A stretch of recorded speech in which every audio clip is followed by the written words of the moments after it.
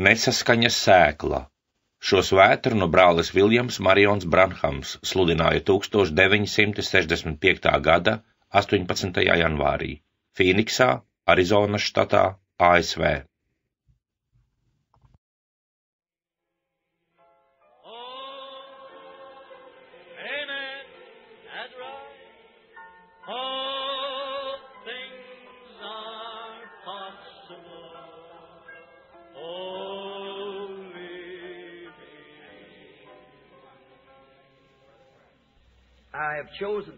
Šovakar īsam tekstam, jeb īsam lasījumam, ja tas kungs dos, es esmu izvēlējies, lai iegūtu mums vajadzīgo kontekstu, Svētā Mateja 13:24 līdz 30.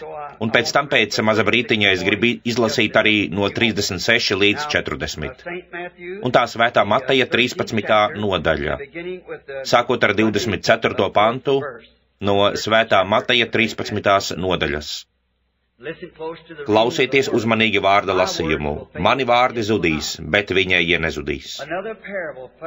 Vēl citu līdzību viņš tiem sacīja. Debesu valstība ir līdzīga cilvēkam, kas labu sēklu sēja savā tīrumā. Bet kamēr viņš gulēja, nāca viņa ienaidnieks un iesēja nezāles kviešu starpā un aizgāja. Un kad labība auga un metās vārpās, tad parādījās arī nezāles. Tad nama tēva kalpi pie tā piegājuši sacīja: Kungs, vai tu neesi labu sēklu sējis savā tīrumā, no kurienes tad radusies nezāle? Un viņš tiem sacīja: To ienaidnieks darīs. Tad kalpi tam sacīja: Vai gribi, ka mēs ejam to izravēt? Bet viņš sacīja: Nē, ka jūs nezāles ravēdami neizplūcat reizē arī kviešus, lai tie abi aug kopā līdz pļaujamam laikam, un pļaujamā laikā es sacīšu pļāvējiem: Salasiet papriekš nezāles un sasieniet tās kūlīšos, lai tās sadedzinātu, bet kviešus sakrājiet manā šķūnī. Vai jūs pamanījāt? Vispirms salasiet nezāles un sasieniet tās kūlīšos. Un tā, lasot šo, man ienāca prātā kaut kas dīvains, kad es nesen kādā vakarā atrados tur augšā Katalīnas kalnos, būdams lūgšanā. Un tad es nodomāju, kur es varētu atrast vārdu, ko es varētu izmantot tam, par ko es gribu runāt šovakar.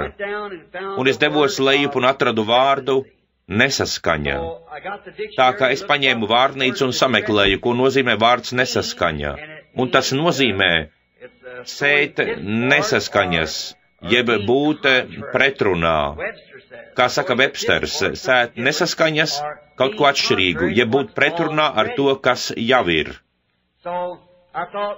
Tā kā es nodomāju, ka šī vakara tēma, ka es nosaukšu to nesaskaņas sēkla. Un es paļaujos, ka tas kungs tagad svētīs savu vārdu, kad mēs tam pievērsīsimies.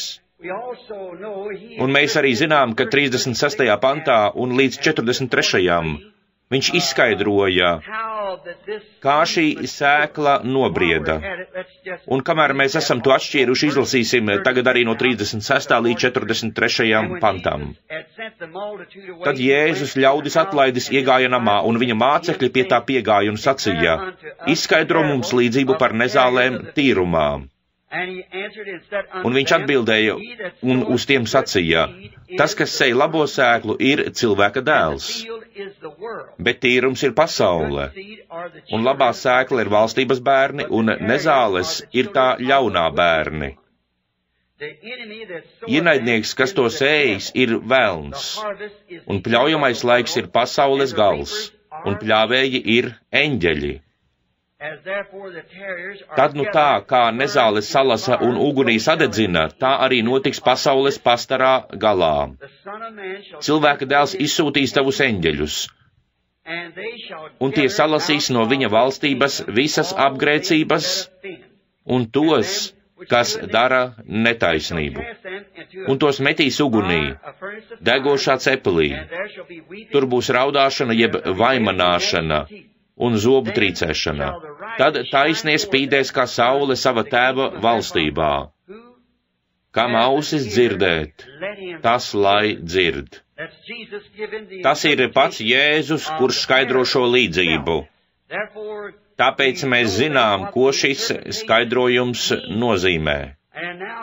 Un tagad, kad mēs izskatām to, šīs sēklas sēšanu un pļaušanu, šeit viņš to izskaidro. Un vēl es ticu, ka Jēzus runāja šo līdzību savā laikā, bet viņš runāja to par pasaules galu, jeb par perioda beigām. Un tā ir šī diena. Un es ticu, ka šis teksts šovakar ir ļoti piemērots tai stundai, kurā mēs dzīvojam. Jo Jēzus mums skaidri teica, ka savākšana būs šīs pasaules beigās. Lūk, kad būs tās beigas, kviešu savākšana un arī nezāļu savākšana un sadedzināšana, un kviešu uzņemšana valstībām. Un es ticu, ka tas bija šādā veidā. Un vēl viena rakstu vieta, kas mani vedina ticēt šādā veidā, kuru es šeit esmu pierakstījis, ir Mateja 24:24, kur tas ir teikts, runājot par šo nesaskaņas sēklu. Jēzus saka, ka tie abi būs tik līdzīgi, ka tas pieviltu pašus izredzētos, ja tas būtu iespējams. Gandrīz tieši tādi paši. Vēl viena vieta rakstos, kur ir rakstīts, ka lietus līst uz taisnajiem un netaisnajiem. Es atceros savu pirmo pieredzi, kad es nokļuvu starp Pentakostu ļaudīm. Es biju Mišivakā, Indiānā, un es biju lielā sajietā, aptuveni tādā zālē kā šī, kur kopā bija sanākuši ziemeļi un dienvidi, jo tajos laikos pastāvēja segregācija, un viņiem bija jāsatiekas tur ziemeļos. Tās bija divas lielas Pentakostu brāļu grupas. Es nekad iepriekš nebiju par viņiem dzirdējis vai viņus sastapis. Tā bija pirmā reize, kad es dzirdēju runāšanu mēlēs. Un rindas beigās tajā sajietā, es pat nebiju loceklis viņu starpā, es biju tikai jauns baptistu kalpotājs, es sēdēju tur tālu aizmugurē. Un es atceros, kad pirmo reizi dzirdēju, kādu runājam mēlēs, es pat nezināju, kas tas viss ir. Un tad galvenokārt šie divi vīri, kas sēdēja priekšā, viens runāja mēlēs un otrs tulkoja to, ko viņš pateica. Toreiz es vienkārši sāku studēt savu bībeli, kā nu varēju, un es atklāju, ka tas ir saskaņā ar rakstiem. Tas bija precīzi tas, ko darīja raksti Svētais Gars. Apmēram dienu pēc tam, tajā naktī mana sirds bija ļoti satraukta. Es gulēju kukurūzas laukā, man nebija pietiekami daudz naudas gultas vietai, man tikko pietika naudas, lai nokļūtu mājās. Un brokastīm es nopirku dažus pāris dienas vecus virtuļus, vai arī tās bija maizītes. Un mani bija aicinājuši ēst kopā ar viņiem, bet man nebija naudas, ko ielikt iekšā. Tajās dienās tas bija depresijas laiks, 1933. gads, tā ka tas bija diezgan grūts laiks, un tāpēc es domāju, es negribu ar viņiem ēst, bet es gribu zināt, kas viņiem ir. Viņiem ir kaut kas tāds, kā man nav. Tā kā tajā rītā es biju, viņi prasīja man, visi kalpotāji iznāciet uz platformas un vienkārši iepazīstiniet ar sevi, kas jūs esat un no kurienes jūs esat. Es vienkārši pateicu Viljams Branhams, evaņģēlis Jeffersonvillā un apsēdos. Tajā laikā es biju jaunākais kalpotājs uz platformas. Un nākamajā dienā viņi pasauca mani uz platformas sludināt. Un pēc tam, kad es biju runājis, mums bija lielisks laiks. Un tad es sāku satikt dažādus cilvēkus, kuri ielūdza mani uz savām draudzēm. Un pēc tam, kad pēc tam es nodomāju, ja vien es varētu nokļūt tur, kur bija šie divi galvenie vīri, kas runāja mēlēs un tulkoja. Tas mani dedzināja manā sirdī, es tik ļoti to vēlējos. Kā es teicu jums sākumā par dāvanu, ko jūs pievelkat. Jūs zināt, ka dāvanas un aicinājumi ir neatceļami, jums tas ir visu dzīvi, saprotiet? Jūs piedzimstat ar tām, ja tās ir Dieva dāvanas. Tāpēc es vienmēr kopš biju vēl mazulis, tas ir noticis ar mani vienmēr. Cilvēki, kas pazīst mani visu dzīvi, viņi zina, ka tā ir patiesība. Es nodomāju, toreiz es nezināju, kas tas ir un ka to sauc par vīziju. Es vienkārši nezināju, kas tas ir, bet es domāju, ja vien es varētu ar viņiem parunāt. Un tas gars, kas bija tajā ēkā, šķita kā īsts Dieva gars. Tā kā man izdevās parunāt ar vienu no viņiem, un es uzdevu viņam dažus jautājumus. Un viņš bija īsts, neviltots kristietis. Nebija nekādu šaubu par to, tas cilvēks bija īstens ticīgais. Bet tas otrs vīrietis, kad es ar viņu runāju, ja es kādreiz esmu sastapis kādu liekuli, Tad tas bija viens no viņiem. Tas vīrietis, viņas sieva bija blonda sieviete, bet viņam bija bērns, 2 bērni ar tumšmatainu sievieti. Un es nodomāju, nu ko tagad? Te nu tas ir, es esmu tik apjucis, es esmu fundamentālists. Tam ir jābūt vārdam, citādāk tas ir nepareizi. Un šeit ir tas gars saskaņā ar visu, ko es zinu. Viens izrādījās īsts, bet otrs vispār nav nekas labs, bet gars nonāk uz viņiem abiem. Nu, kā tas var būt? Tas bija mani samulsinājis. 2 gadus vēlāk es atrados lūkšanā Alā, kur es mēdzu doties, lai lūgtu. Alā kļuva putekļains, un kādā pēcpusdienā es izgāju ārā, noliku savu bībeli uz baļķa un uzpūta vējš, atverot to vēstules ebrejiem 6. nodaļā. Tur, kur ir rakstīts, ka pēdējās dienās kā tas būs, ja mēs atkritīsim no patiesības un atkal tiksim vesti uz atgriešanos no grēkiem, ka vairs nebūs upura par grēku, un par tiem ērkšķiem un daģiem, kas ir tuvu noraidīšanai, kuru gals ir sadedzināšana, bet lietus bieži līst uz zemi, lai to apūdeņotu, lai to sagatavotu, bet ērkšķi un daži tiks noraidīti, bet kvieži tiks savākti. Un es nodomāju, nu, tas ir tikai vējš, kas nejauši to atvēra.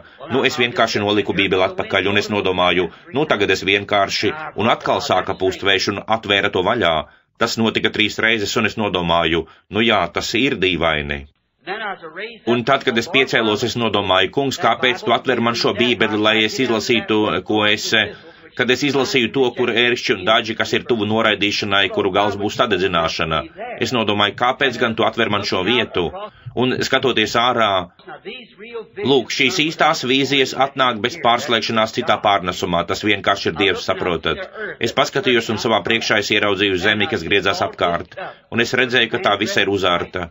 Tur bija kāds cilvēks baltās drēbēs, kas staigāja apkārt sēdams kviešus, un kad viņš bija pazudis aiz zemes izliekuma, atnāca kāds cilvēks, kurš izskatījās briesmīgi, viņš bija ģērbies melnā, un viņš tur visur meta nezāles sēklas. Tās abas auga kopā, un, kad tas notika, tās abas bija izslāpušas, jo bija vajadzīgs lietus, un izskatījās, ka ikviena no tām bija lūkšanā, noliekusi savu mazo galviņu, kungs sūti lietu, un atnāca lieli mākoņi, un pār tām abām nolie lietus. Kad tas notika, mazais kviesītis izslējās un sāka sacīt, slavatam kungam, un turpat līdzās izslējās arī mazā nezālīte un sacīja, slavatam kungam. Un tad tā vīzija tika izskaidrota, lietus līst uz taisno un uz netaisno. Tas pats gars var nonākt sanāksmē un visi tajā priecāsies, liekuļi, kristieši un visi kopā. Pilnīgi pareizi. Bet kas tas ir? Viņus var pazīt pēc viņu augļiem. Saprotat, tas ir tas vienīgais veids, kā to var uzzināt. Tad nu jūs to redzat. Tā kā savvaļas auzas jeb savvaļas kvieši un citi graudi reizēm atdarina īstenos mājas graudus, tik līdzīgi, ka tie pieviltu pašus izredzētos. Es domāju, ka mēs dzīvojam attiecīgā periodā, kad šīs lietas būtu jāsludina un jārunā par tām. Ievērojiet, 41. pantā, ka arī tie 2 ir ļoti līdzīgi, tik ļoti līdzīgi pēdējās dienās, ka viņš nevarēja uzticēties kādai noteiktai draudzei, lai to sadalītu, piemēram, metodistiem vai baptistiem vai pentakostiem, lai to sadalītu.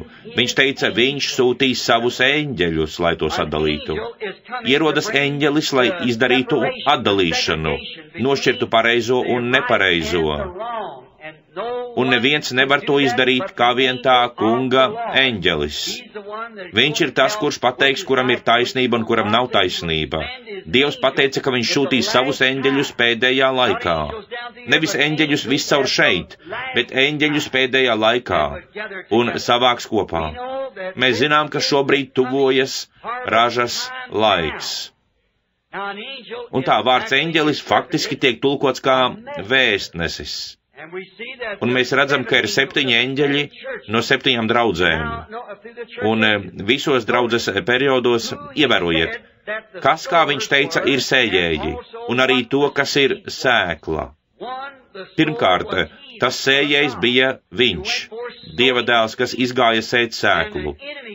Un aiz viņa nāca ienaidnieks, kas bija velns, un iesēja nesaskaņas sēklu, pēc tam, kad bija iesēta pareizā sēkla. Un tā, draugi, tas ir noticis visos periodos, kopš pastāv pasaule. Tieši tā. Tieši tas pats notika jau no pašiem pirmsākumiem. Un tā viņš teica, Dieva sēkla, Dieva vārds. Jēzus kādā vietā teica, ka vārds ir sēkla. Un katra sēkla nesīs pēc savas kārtas. Un tā, ja kristieši, Dieva bērni, valstības bērni ir kļuvuši par Dieva sēklu, tad viņiem ir jābūt Dieva vārdam. Tam Dieva vārdam, kas ir izpausts tajā periodā, kurā viņi dzīvo. Jo tā perioda apsolītā sēkla, sākumā Dievs iedeva savu vārdu, un katram periodam ir bijusi sava sēkla, savs laiks, savi apsolījumi.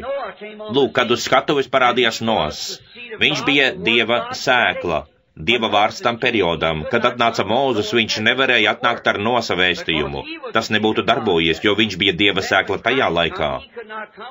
Tad, kad atnāca Kristus, viņš nevarēja nākt ar Nosa vai Mūzes periodu. Tas bija viņa laiks, kad jaunavai bija jātop grūtai un jādzemdē dēls, un viņam bija jābūt mesijam. Tātad mēs esam nodzīvojuši Lutera periodu, Veslie periodu, metodistu periodu, visus šos periodus un Pentakostu periodu, un katram periodam bija dots vārda apsolījums. Un tā perioda cilvēki, kas izpauž to apsolīto vārdu, ir tā perioda sēkla, saskaņā ar to, ko Jēzus teica šeit. Tie ir valstības bērni.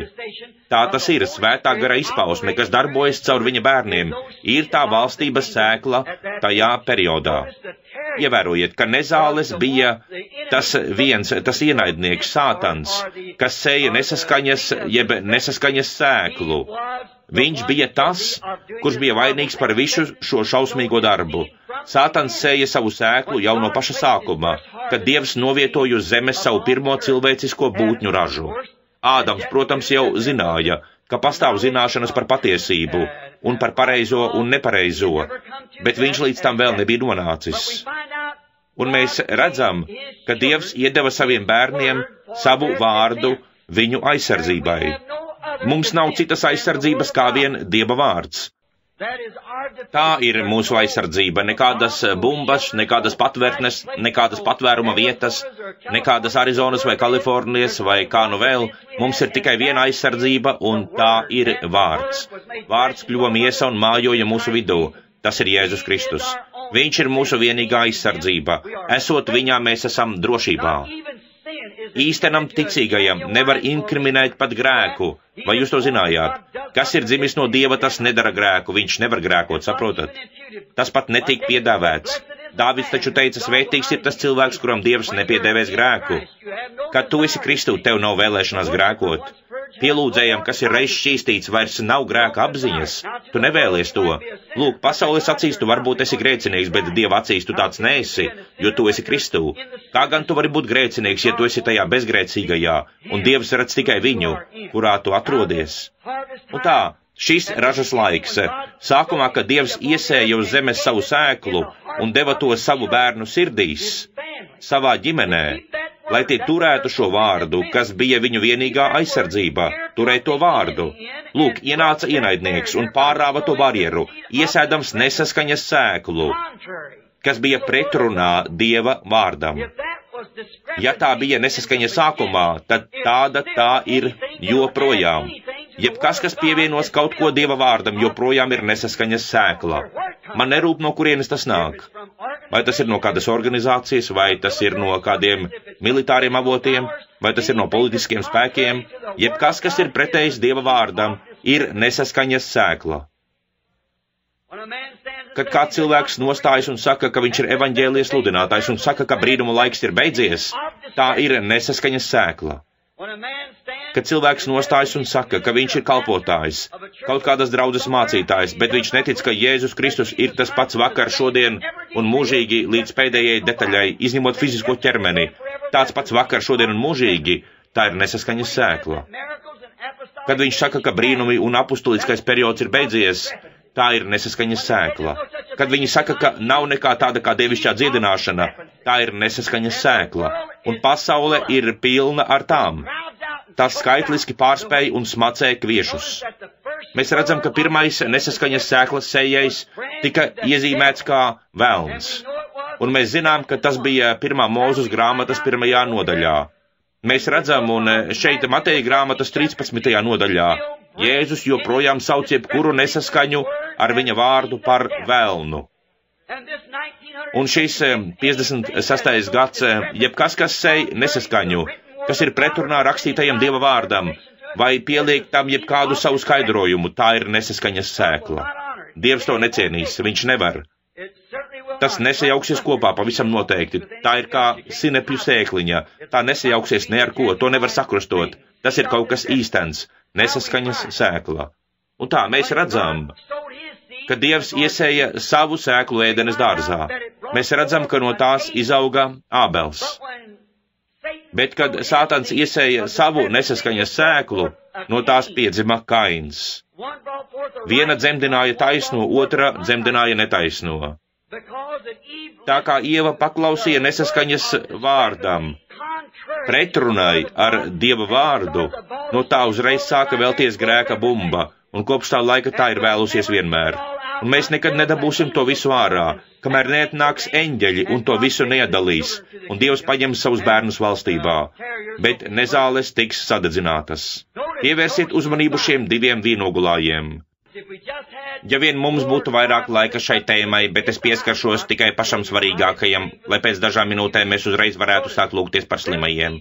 Ievērojiet, viņu sēklas auga kopā tieši tā, kā Dievs pateica arī šeit Mateja 13. nodaļā, mūsu šī vakara tekstā, lai tie aug kopā. Un tā Kains devās uz Noda zemi, atrada sev sievu un aprecējās, bet Ābels tika nogalināts un Dievs uzcēla Setu, lai tas ieņemtu viņa vietu, un paudzes sāka virzīties uz priekšu starp pareizo un nepareizo. Mēs redzam, ka laiku pa laikam viņi sanāca kopā, katrs no tiem, un Dievam tas kļuva tik ļauns, ka Dievam bija tas jāiznīcina. Bet galu galā tās izauga, līdz šīs abas sēklas, nesaskaņas sēkla un Dieva sēkla, parādīja savu patieso seju. Un tās noslēdzās Jūdā Iskariotā un Jēzu Kristū, jo viņš bija Dieva sēkla, viņš bija Dieva radības sākums, viņš nebija nekas cits kā Dievs. Bet Jūda Iskariots bija dzimis kā pazušanas dēls, atnāca no Elles, atgriezās Ellē. Jēzus Kristus bija Dieva dēls, izpausts Dieva vārds. Jūda Iskariots savā nesaskaņā bija velna sēkla, atnācis pasaulē, lai pieviltu. Tieši tāds pats, kāds viņš bija sākumā, Kains, viņa agrākais tēvs. Jūda tikai spēlēja draudzi. Viņš nebija īsteni paties. Viņam faktiski nebija ticības, citādi viņš nekad nebūtu nodevis Jēzu, bet redziet, viņš sēja to nesaskaņas sēklu. Viņš domāja, ka viņš var draudzēties ar pasauli, ar mamonu un draudzēties arī ar Jēzu. Bet viņam bija jau par vēlu kaut ko labot. Kad pienāca nāves stunda, kad viņš izdarīja to ļaunumu, viņš pārkāpa to atdalošo robežu starp virzību uz priekšu un atgriešanos atpakaļ. Viņam bija jāturpina iet pa to ceļu, pa kuru viņš bija gājis kā krāpnieks. Viņš sēja nesaskaņas sēklu, viņš centās iegūt tā laika lielo organizāciju, farizēju un saduķeju labvēlību, un domāja, ka viņš nopelnīs sev kādu naudas gabalu un būs populārs cilvēku vidū. Tas ir tas, kāpēc tik daudzi cilvēki nonāk tajā nesaskaņā, cenšoties iegūt cilvēku labvēlību. Meklēsim Dieva, nevis cilvēku labvēlību. Bet tieši to izdarīja Jūda, kad viņā sakrājās visas šīs nesaskaņas. Un mēs zinām, ka Jēzus bija vārds. Jāņa evaņģēlija 1. nodaļā ir teikts, iesākumā bija vārds, un vārds bija pie Dieva, un vārds bija Dievs, un vārds tapa miesa un mājoja mūsu vidū. Tātad vārds ir sēkla. Tad tā sēkla kļuva miesa un mājoja mūsu vidū. Ja Jūda bija ienaidnieka un nesaskaņas sēkla, tad arī tā kļuva miesa un mājoja mūsu vidū Jūdas Iskariota personā. Viņam nekad nebija īstas, reālas ticības. Viņam bija tas, kas viņa prāt bija ticība. Ir īstena ticība un ir izdomāta ticība. Un īstena Dieva ticība ticēs Dievam. Un Dievs ir vārds. Tā nekad neko tam nepievienos. Bībele mums saka, ka ja mēs pieliksim kaut vienu vārdu vai atņemsim kaut vienu vārdu, tad tiks atņemta mūsu daļa no dzīvības grāmatas, Atklāsmes 22:18, pēdējā noslēdzošā nodaļā. Pašā sākumā Bībeles 1. grāmatā Dievs pateica viņiem nepārkāpt nevienu no tās vārdiem, ka ir jāievēro katrs vārds, ka viņiem ir jādzīvo no šī vārda.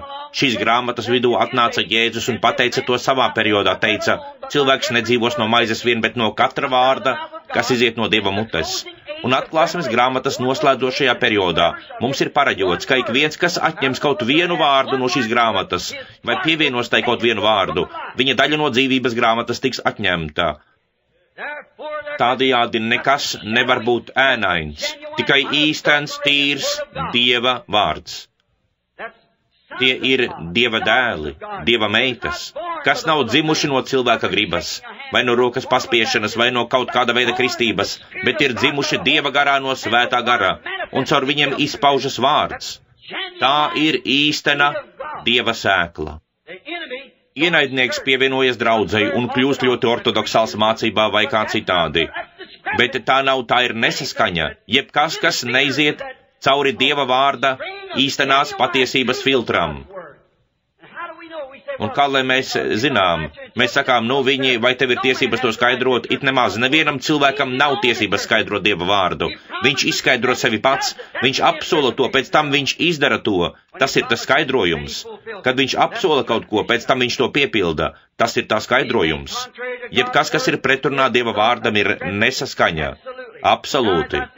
Un tā, kā es jau teicu, Jūdam nebija īstas ticības. Viņam bija izdomāta ticība. Viņam bija tāda ticība, ka viņš domāja, ka tas ir Dieva dēls, bet viņš nezināja, ka tas ir Dieva dēls. Viņš nebūtu to izdarījis.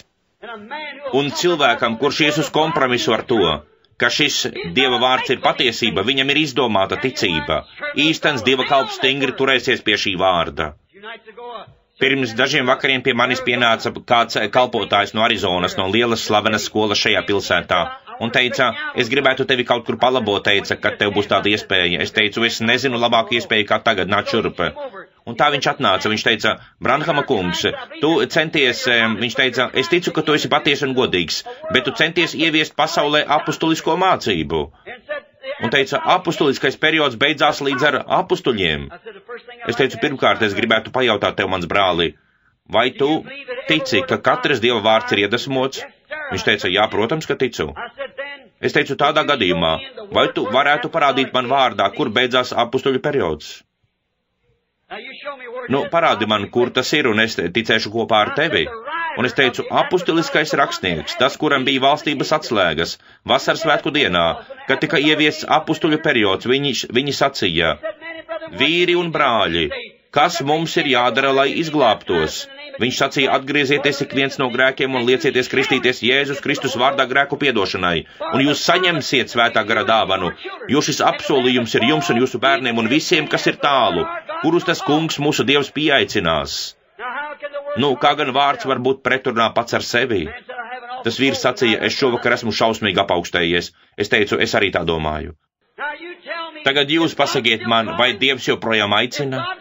Ja Dievs joprojām aicina, tad apustuliskais periods joprojām pastāv. Protams, kurus tas kungs mūsu Dievs pieaicinās? Aicinās, lai cik daudzus viņš aicinās. Tas joprojām būs apustuliskais periods, jo Jēzus Kristus ir tas pats vakar, šodien un mūžīgi. Un tā, šodien mēs ieraugām, ka šī nesaskaņa ir sēta viscaur katrā periodā. Ja būtu iespējams to izklāstīt nākamajās 10-15 minūtēs, es to izdarītu, bet tas nav iespējams. Mēs visi vairums no mums lasa Bībeli. Un tā, tāpat kā tad, kad atnāca Jēzus, viņš sastapās ar to nesaskaņu, pretrunu. Viņš bija izpaustais vārds. Viņš bija Dieva vārda skaidrojums, jo viņš teica, izpētiet rakstus, jo jūs domājat, ka tajos jums ir mūžīgā dzīvība, bet tieši tie ir tie, kas liecina par mani. Te tas ir. Viņš bija tas vārda skaidrojums. Un ik viens šajā periodā, no augšas dzimis Dieva dēls vai meita, ir vārda izskaidrojums. Jūs esat rakstītas vēstules visiem cilvēkiem lasāmas. Jā, ievērojiet. Viņš teica, velti viņi mani pielūdz, mācīdami nesaskaņu kā mācību. Velti tie mani pielūdz, mācīdami kā mācību nesaskaņu. Cilvēku mācību, cilvēku ticības mācības, mācīdami, ka tas ir Dieva vārds, lai gan tam nav nekāda sakara ar Dieva vārdu. Redziet, Katrs periods ir atnesis šādu ražu, to ir izdarījis katrs periods, un mūsējais nav izņēmums. Mums ir tā pati lieta, un tas ir vēl lielāks tā periods nekā visi pārējie periodi kopā, jo šis ir pasaules vēstures noslēgums. Šī ir tā lielākā nesaskaņa, kāda jebkad ir bijusi uz zemes. Tā ir uz zemes virsmas šodien. Nesaskaņa citos periodos vilka viņus prom no patiesā un dzīvā Dieva pie elkiem. Šodien, kā teica Jēzus Mateja 24:24, tas būs tik līdzīgs, ka tas pieviltu pašus izredzētos, ja tas būtu iespējams. Tā tik ir nesaskaņa. Ak, tas ir tik viltīgi. Sātans ir starp cilvēkiem, un viņš ir tāds teologs, tāds teoloģijas doktors. Teju vai perfekti spēj mācīt šo vārdu. Tā teica Jēzus, bet vienkārši pavērojiet viņu. Tas kaut kur parādīsies, saka, nu lūk, tas nebija tam. Ak jā, arī tas ir, saprotiet, jo Dievs pateica, ka tas ir. Paskatieties, ko tas izdarīja. Tā pati nesaskaņa atnesa Dieva dusmas Noasa dienās, kad Dievs atsūtīja savu pravieti un sludināja kā liesmojošo uguns, aicināja ļaudis uz atgriešanos no grēkiem, bet nesaskaņa to nogremdēja. Ko tad izdarīja Sātans? Atnāca slepus Hamā un atkal sāka to sēt. Pilnīgi pareizi. Atnāca Mūzus, tas lielais pravietis, lai izvestu Izraēla bērnus no tuksneša. Kas notika? Mūzus, tas lielais Dieva pravietis, atnesdams viņiem absolūto patiesību, apstiprināto patiesību. Viņš bija saticis Dievu, Dievs pierādīja, ka viņš bija saticis viņu. Kā tie cilvēki toreiz, tie priesteri, viņiem bija viņu reliģijas, viņu rituāli, viņu ceremonijas un vispārējais, bet Mūzus stāvēja kā vārda izskaidrojuma apliecinājums. Neaizmirstiet to. Mūzus bija Dieva apsolījuma izskaidrojums. Viņš teica, ka viņš to izdarīs. Viņš bija Dieva skaidrojums. Kas notika? Draudze tikko kā bija izgājusi no Ēģiptes, jau pāris dienas bija ceļā, un kas notika?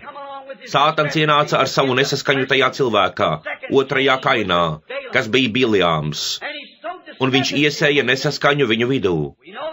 Mēs zinām, ka tā ir taisnība. Tas Biljāms, Biljāma mācība, ka mēs visi esam vienādi. Mēs kalpojam tam pašam Dievam, kam jūs. Fundamentāli viņam bija taisnība, jo viņš pienesa Dieva piedāvātu upuri, 7 aunus, 7 vēršus, uz 7 altāriem. Un lūdzās tam pašam Dievam tikpat ideāli, kā to darīja Mūzus tuksnesī. Precīzi tāpat, taču viņi nebija vienādi. Tas pareģoja mums to, kam bija jānāk. Tur atkal bija Kains, izpaudies šajā Biljāma personā. Un tur bija Dievs, izpausts Mūzus personā, izskaidrojot savu vārdu caur cilvēku, darot sevi zināmu, savu apsolījumu, caur cilvēku, un parādījās nesaskaņā. Tas pats notika arī Jūdas laikā.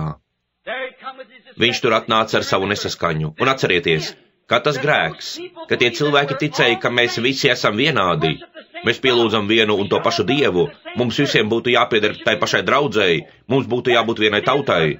Šis grēks Izraēlam nekad netika piedots. Pats Jēzus teica, viņi visi ir miruši. Viņi visi aizgāja bojā, izņemot 3 no viņiem. Tie bija tie, kas turējās un ticēja apsolījumam. Kad tie vārguļi teica, mēs nevaram ieņemt šo zemi, un tas mums nav pa spēkam, un tā tālāk Kālebs un Jozo mierināja cilvēkus un teica, mēs esam vairāk nekā spējīgi to ieņemt, jo Dievs mums to apsolīja. Man ir vienalga, kāda ir pretestība. Un mēs joprojām varam sludināt dievišķo dziedināšanu un svētā gara kristību, un mums joprojām ir Dieva spēks, lai nošķirtu mūs no pasaules lietām. Tā pateica Dievs, apostoliskais periods nav beidzies un tas nebeigsies, tas turpinās. Tā ka mēs ieraugām to pašu veco nesaskaņas sējēju. Un atcerieties, ka tas grēks nekad netika piedots. Un tā, brāli, ja tas netika piedots toreiz, kas tad ir tagad? Kad sanāk kopā visu periodu īstenā sēkla. Ievērojiet to svarīgo lietu, ko izdarīja Biljāms. Tas turpinājās, un visbeidzot noslēdzās Jūdas Iskariota un Jēzus atnākšanā. Kas tas bija? Jūda un Jēzus bija precīzi Kaina un Ābela portrets. Jo tāpat kā Jūda bija reliģios, arī Kains bija reliģios. Kains uzcēla altāri, viņš pienesa upuri, viņš pielūdza Dievu, Viņš tajā bija tikpat patiess kā tas otrs. Bet redziet, viņam nebija atklāsmes par to, kas ir vārds. Viņš domāja, ka pie vainas bija tas, kā Ādams un Ieva bija apēduši kādus ābolus vai kaut kādus augļus. Ābels caur atklāsmi zināja, ka tas ir nepareizi. Tās bija asinis, kas viņus izved ārā, un viņš pienesa kā upuri jēru. Un Dievs apliecināja, ka viņa upuris bija pareizs. Un tad viņš kļuva greizsirdīgs un mēģināja nogalināt savu brāli. Un kad viņš nogalināja savu brāli, uz tā paša altāra, uz kura nomira viņa upuris, tas jērs nomira uz tā altāra. Tā Jūda Iskariots nodeva Jēzu Kristu uz Dieva altāra un nogalināja viņu tieši tāpat, kā Kains nogalināja Ābelu. Tāpēc, ka Kains bija nesaskaņas sēkla. Tāds bija arī Bileāms, tas algotais pravietis, cilvēks, kuram vajadzēja būt saprātīgākam. Un Dievs brīdināja viņu ar zīmēm un brīnumiem, un pat ar mūli, kas runāja nezināmā mēlē, un tomēr viņš turpināja iet tajā pašā virzienā. Viņš bija dzimis, lai būtu nesaskaņu sējējs. Un ja Jēzus pareģoja, ka šis periods beigsies vislielākajā nesaskaņā, kāda jebkad ir bijusi, Laodikejas draudzes periodā, Remdenā, kas izlika viņu ārā no draudzes, tad kā gan tas varētu būt kaut kas cits kā tikai šis nesaskaņa? Protams, ka tā ir. Tas beidzas katrā periodā, un tas atkal bija Kains un Ābels Golgātā. Un tā ievērojiet, kā vienmēr, tik līdz Jēzus aizgāja debesīs, tika atsūtīts svētais gars. Tā bija tā sēkla, dzīvības devējs vārdam, kā mēs runājam vakarā. Viņš ir tas, kas atdzīvina vārdu. Atdzīvināt nozīmē darīt dzīvu. Īstenais svētais gars atdzīvina tikai to vārdu, kas viņš ir. Tas neatdzīvinās kādu ticības mācību, tas nevar, jo tajā nav nekā no ticības mācības. Tā ir Dieva vārda dzīvība, jo tas ir Dievs. Saprotat? Un tas atdzīvina to ķermeni. Un tā, paskatieties, kā izdarīja viņi. Un Bībelē ir teikts, Jānis runāja saviem bērniem un sacīja, bērniņi, jūs esat dzirdējuši par Antikristu, kam bija jānāk pasaulē, sacīja, kas jau ir pasaulē, un tas darbojas nepaklausības bērnos. Lūk, tas bija aptuveni 30 gadus pēc svētā gara atnākšanas. Mēs redzam, ka tad, kad atnāca svētais gars, īstenā sēkla, īstenais dzīvības devējs sēklai, tad, lūk, tur atkal ienāca tā nesaskaņa. Un ievērojiet, tā tas turpinājās. Īstenais vārds bija ticis apstiprināts. Tie seno laiku pravieši bija apstiprinājuši Dieva vārdu kā patiesību, kad viņi tur ieradās. Ja kāds ir lasījis Nikejas padomi vai pirms Nikejas padomi, par tām 15 asiņainās politikas dienām, kad tā romiešu grupa tur gribēja ieviest un izveidot konfesiju no tās draudzes. Atnāca pravieši, ietērptāji tādā ēzdami augus un stāvēja par to vārdu, bet kas notika? Tam bija jābūt kā Kainam, tam bija jābūt kā Ābelam, vienam bija jāmirst. Protams, tas notika, un vārds zaudēja savu ietekmi cilvēku vidū, un viņi izbalsoja patieso vārdu un pieņēma agrīnās katoļu baznīcas nesaskaņas dogmas. Viņi pievienoja pāvestu, pievienoja bīskapu, pievienoja to un šito. Viņi atņēma īsto patieso Pēteru un Marijas nozīmi, un visu pārējo, un uztaisīja elkus, un no tās sauktās kristīgās reliģijas izveidoja tik vien kā kaut kādu pagānu ceremoniju. Kas tas bija? Nesaskaņa sēkla, un organizēja. Pirmo reizi uz zemes organizēja draudzi. Kas tas bija? Tā nesaskaņa sēkla, kura sāka sēties, kaut ko pieliekot atņemot. Kurš gan no Bībeles ir dzirdējis par gaļas nēšanu piekdienās? Kurš gan no Bībeles ir dzirdējis kaut ko par apslacīšanu kristības iegremdēšanas vietā? Kurš gan ir dzirdējis par tādām lietām, kā esi sveicināta Marija vai ko tam līdzīgu? Kurš gan ir dzirdējis arī par šīm sapuvušajām protestantu muļķībām? Pods nevar nosaukt katlu par taukainu. Pareizi. Vienkārši vainīgs mazākajā ir vainīgs visā. Kurš gan ir dzirdējis, ka Dievs kādreiz darbotos organizācijā? Parādiet man kaut vienu reizi, ka kāds būtu organizējies un palicis dzīvs. Viņi uzreiz nomira un vairs nekad neuzcēlās. Ir pienācis laiks, kad kaut kam ir jānotiek. Ir pienācis laiks Dieva darbībai. Tas iznīcina ietekmi cilvēku vidū. Tas pats tiek darīts šodien. Viņi iznīcina ietekmi, saka, ak, tas sektentu bars, tur nav nekas svarīgs. Tā ir nesaskaņa. Nostājieties aci pret aci ar vārdu un paskatieties, kas tas ir. Paskatieties, vai Dievs izskaidro savu vārdu. Dievs ir spējīgs no šiem akmeņiem uzaudzināt Ābrahamam bērnus. Vārds bija viscaur apliecināts caur tiem agrīnajiem kristiešiem, kā Dievs atbrīvoja viņus no visa no slimībām, un viņiem bija pravieši, un viņi runāja mēlēs, tulkoja un runāja vēstījumus, kas katru reizi pierādījās kā precīza patiesība. Taču redzot visu šo apstiprināto vārdu, cilvēki izbalsoja to un izvēlējās konfesiju. Tā ir visu organizāciju māte. Tagad tās abas ir pilnībā nobriedušas. Tās atkal ir sākušas dot sēklu. Tā izmira, bet tā atkal uzplauka Lutera dienās, kā mēs zinām no iepriekšējā vēstījuma šorīt šeit brokastīs. Tā uzplauka Lutera laikā. Nu, ko viņi izdarīja? Uzreiz pēc šī lielā vīra nāves viņi izveidoja organizāciju. Tas uzplauka atkal Džona Veslija laikā, kad tie anglikāņi ar visu savu mūžīgo drošību un visu pārējo bija nonākuši līdz teju vai universālismam. Un kas notika? Dievs uzcēla vīru vārdā Džons Veslijs un to visu sagrāva. Bet tik līdz viņš nomira, viņš un Asbarijs un pārējie, kas notika? Viņi organizējās, un tagad mums ir visdažādākie metodisti. Tad atnāca viens vai otrs Aleksandrs Kembels, Džons Smits un kas nu vēl. Visbeidzot izlauzās Pentekosti, iziedami no tā visā. Kas notika pēc tam? Jūs skrējāt labi, kas jums traucēja? Jūs atgriezāties tajos pašos dubļos, no kuriem jūs iznācāt. Atgriezāties tajā pašā peļķē. Atgriezāties pie nesaskaņas un organizāciju veidošanas. Jums bija jāiet uz kompromisu ar vārdu. Un katru reizi, kad Dievs sūtīja kaut ko jaunu, jūs nespējāt to pieņemt.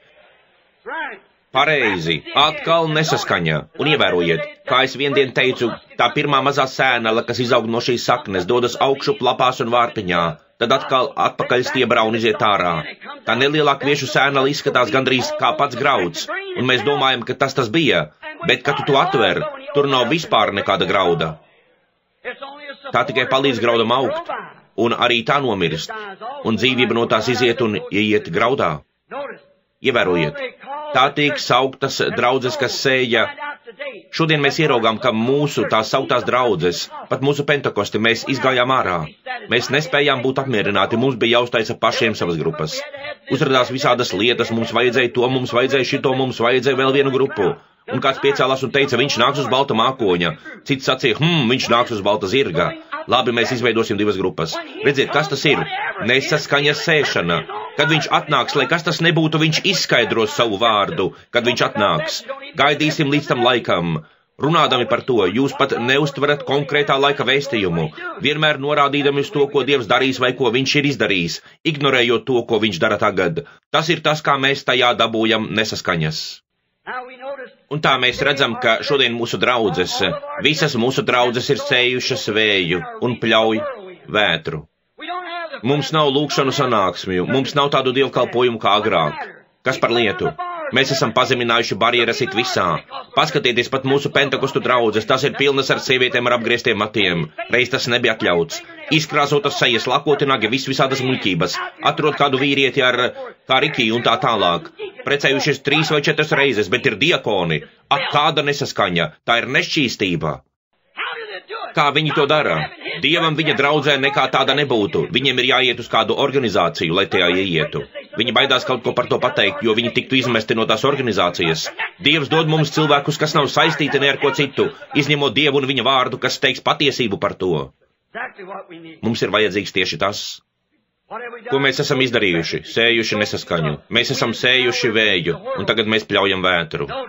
Ievērojiet. Šobrīd viņi tiek savākti kopā sadeidzināšanai. Vai jūs ievērojat, ka Jēzus sacīja, vispirms savāc kopā viņus, sasien viņus saišķos, un tad saliec visus saišķus vienā kaudzē, un es tos sadedzināšu. Ir tāds saišķis, kuru sauc metodisti, baptisti, presbiteriāņi, luteriāņi, tie visi sanāk kopā pasaules baznīcu padomē. Kas tas ir? Sākumā savāc viņus. Halleluja! Vai ievērojāt? Sākumā viņš savāca nezāles, aizvāc tās no kviešiem, atdala tās. Savāc tās kopā un sadedzini tās. Viņiem visiem ir jātiek sadedzinātiem ar Dieva sodiem par to, ka viņi sēj nesaskaņas starp cilvēkiem. To, ko viņi ar ārēju dievbību, bet tā spēku noliegdami vārdu, lai tikai saglabātu kaut kādus reliģiskus rituālus, kas ir no kādas dogmas, ko kāds ir inicējis, mēģinot ielikt Dieva vārdā. Tas nedarbosies, tā ir nesaskaņa. Es šodien kliedzu, kā tas bija, kad tas lielais pravietis no senajiem laikiem Amos, kad viņš ieradās tajā pilsētā sacīja, es neesmu pravietis, nedz arī pravieša dēls, bet ja lauvarēts, kurš nebaidīsies, viņš sacīja, ka Dievs runā, kurš gan nepravietos. Viņš pareģoja sodu, tai paudzei sacīja, tieši tas Dievs, kuram, kā jūs apgalvojat, jūs kalpojat, jūs iznīcinās. Jūs to pierakstāt, tas ir uz lentes, un jūs atceraties. Tieši tas Dievs, šie cilvēki, kas tagad savāc visu šo milzīgo pasaules baznīcas padomes ražu, un jums būs tajā jāieiet, jūs nevarat palikt ārpus tās. Vai nu jūs katrs individuāli no tās iziesiet, vai arī jūs tajā ieiesiet. Tur nebūs nekādas vidusjoslas. Tā būs zvēra zīme. Neviens nevarēs nepirkt, ne pārdot, izņemot to, kuram ir tā zīme, jebkuram ir tā nesaskaņa. Palieciet ārpus tā, tieciet ārā no tā, bēdziet no tā, turieties pa gabalu no tā. Tas Dievs, kuram, kā viņi apgalvo, viņi kalpo, viņus iznīcinās. Lielais mīlestības Dievs, kas saka, nu, Jēzus lūdzās, lai mēs visi būtu viens. Tādā gadījumā viņš arī teica, kā jūs varat iet kopā divatā, ja nesat sarunājuši. Viņš teica viens, tāpat kā viņš un tēvs ir viens. Un tēvs bija vārds, bet viņš bija izpausts vārds. Viņš bija viens ar tēvu, jo viņš bija absolūtā Dieva vārda izpausme. Un tāpat tas ir šodien un jebkurā citā laikā. Tieši tā, Dievs ir viens, viņš grib, lai mēs būtu viens. Kā tas var būt viens? Šis noliedz piedzimšanu no jaunos, bet šis nē, noliedz dievišķo dziedināšanu to un šito, un viņi visi ir tādā juceklī. Daži no viņiem pat netic Dievam, netic, ka viņš bija Dieva dēls. Viņi tic, ka viņš bija Jācepa dēls, ko dēvēja par Dieva dēlu. Protams, tā tic luterāņu dvīņu brāļi, Cvinglie sekotāji, ka viņš pavisam noteikti bija tikai labs cilvēks. Kristīgā zinātne saka, ka viņš bija pravietis, tikai parasts cilvēks, ka viņš nebija dievišķs. Ja viņš nebija dievišķs, tad viņš ir vislielākais maldinātājs, kāds ir bijis pasaulē. Vai nu viņš bija dievs, vai arī viņš nebija nekas. Viņš bija dievišķs. Viņš pats bija dievība, kļuvis par miesu mūsu vidū, Dieva dēla personā. Protams, Lūkas viņš bija. Un tā, mēs redzam, ka ir ienākusi nesaskaņa. Mēs zinām, ka tas ir šeit, neviens nevar to noliegt. Ak, vai! Vienkārši pievērsiet uzmanību. Viņš iznīcinās to grupu, kas apgalvo, ka viņi kalpo Dievam. Pavērojiet to. Dievs iestādīja savu sēklu. Es beidzu, jo ir pienācis laiks sākt lūgšanu rindu. Dievs iestādīja savu sēklu, un viņa sēkla ir Kristus. Pēc pāris vakariem es grasos sludināt par to, kur Dievs nolēma ielikt savu vārdu, ja tas kungs gribēs varbūt kādā no brokastīm, kad man būs nedaudz vairāk laika. Skatieties, viņš ir vienīgais glābšanās ceļš. Viņš ir vienīgais īstenais valdnieks. Viņš ir vienīgais īstenais Dievs. Neviens cits izņemot viņu. Es esmu Dievs un vienīgais Dievs, viņš teica. Jēzus sacīja, šis ir tas bauslis, klausies, saka Izraēl. Es esmu tas kungs tavs Dievs. Tikai viens Dievs. Es esmu viņš. Kādēļ tu meklē citu? Cits nāks. Es atnācu sava tēva vārdā, bet jūs mani nepieņemat. Bet cits nāks savā vārdā, un viņu jūs pieņemsiet. Un viņi izdarīja to Nikejā. Vai tu esi kristietis, es esmu baptists, vai tu esi kristietis, es esmu pentakosts, vai tu esi kristietis, es esmu metodists, cits vārds, bet, kad tas nonāk līdz Jēzus Kristus vārdam, viņa aiziet no tā tik tālu, cik vien var. Viņa nevēlas ar to neko kopīgu, jo viņš ir vārds, un vārds sevi uzrāda. Ievērojiet, vienīgais glābšanas ceļš, viņš ir Šāronas roze. Bībele saka, ka viņš ir. Katrs Dieva tituls Bībelē attiecas uz Jēzu Kristu. Viņš bija alfa, omega, sākums un gals. Tas, kas bija, kas ir un kas nāks. Dāvida sakne un atvase. Gan Dāvida sakne, gan atvase. Rīta zvaigzne, Šāronas roze, ielies lilija, alfa, omega, tēvs, dēls, svētais gars. Viss Jēzu Kristu. Viņš bija Jehovas Dieva pilna izpausme, kļuvis miesa, lai mājotu mūsu vidū. Viņš bija precīzi tas. Viņš bija Šāronas roze. Ko viņi darīja ar to Šāronas rozi? Viņi to saspieda, samīcīja to, lai iegūtu no tās aromātu. Skaista roze ir jāizspiež, lai iegūtu no tās aromātu. Tā bija skaista dzīve. Tāda dzīve vēl nekad nebija dzīvota, bet tai bija jātiek izspiestai Golgātā. Redziet, viņi ņēma Šāronas rozes svaidījumu un uzzieda to Āronam. Viņam bija jābūt svaidītam ar to, lai varētu ieiet iekšā tā kunga priekšā svētajā vietā, aiz svētā priekškara. Viņam vajadzēja būt svaidītam ar Šāronas rozi, lai katru gadu ieietu tur apslacīt salīdzināšanas vāku, un tam svaidījumam bija jābūt uz viņa, saldais maržai tam kungam, nesdams jēra asinis savā priekšā pēc tam, kad viņš bija apslacīts ar jēru. Ar granātāboliem un zvaniņiem ap viņa drēbēm viņam bija jāspēr soļu noteiktā veidā skandinot: Svēts, svēts, svēts tam kungam. Ievērojiet, viņš ir tā Šāronas roze, tā saldās maržas vaidījums uz viņa ļaudīm. Jūs nevarat atnākt viņa priekšā ar nevienu ticības mācību, ne ar ko citu kā vien svaidīt ar Šāronas rozi, vārdu. Viņš ir arī ielējas lilija. No kurienes iegūst opiju? Opijas tiek iegūts, kad jūs paņemat liliju un saspiežat to. Tad jūs iegūstat opiju. Ārsti izmanto to savās laboratorijās. Paņemiet nervozu un satrauktu vīrieti vai sievieti, viņai šķiet, ka viņa jūg prātā. Viņa staigā pa istabu un kliedz, viņa ir histērijā. Ārsts paņems mazliet lilijas opiju un ievadīs to kaut kur viņas vai viņa rokā vai vēnā, un viņi nomierināsies. Kādu brīdi tas beidzas. Bet tiklīdz šis opijs izzūd, viņiem atkal viss sākas. Vēl sliktāk nekā iepriekš. Bet es pateikšu jums, draugi, ka tā ir tikai līdzība par to īsteno opiju no tās ielējas lilijas, ko es pazīstu. Viņš ir tā ielējas lilija. Viņš tika saspiests Golgātā, viņš tika ievainots par mūsu pārkāpumiem. Ar viņa brūcēm mēs tikām dziedināti. Tur tas tiek izspiests no ziediem. Viņš bija zieds. Viņš bija visbrīnišķīgākais zieds, kāds jebkad ir audzis. Viņš bija tā ielējas lilija un tā varenā Šāronas roze. Lūk, šovakar viņš karāja, savienodams debesis un zemi. Es ticu, tas ir, viņš karājās toreiz, lai aizvāktu pasaules grēku un lai atkal atnestu pasaulē dziedināšanu. Un Bībele saka, ka viņš ir tas pats vakar, šodien un mūžīgi. Draugs, kad Dievs tūkstnesī pateica Mūzum, kas bija viņa līdzība pacelt augšā vara čūsku, un varš simbolizē nosodītu grēku. Čūska simbolizē, vara čūska simbolizē jau nosodītu grēku, jo varš simbolizē dievišķo tiesu, tāpat kā vara altāris, uz kura tika likt upuri. Un arī Elija paskatījās augšup un sacīja, ka debesis ir kā varš, dievišķais sods par neticīgu valsti, kas bija atkritusi no Dieva. Varš simbolizē tiesu, dievišķo tiesu. Un tā čūska simbolizē jau notiesātu grēku.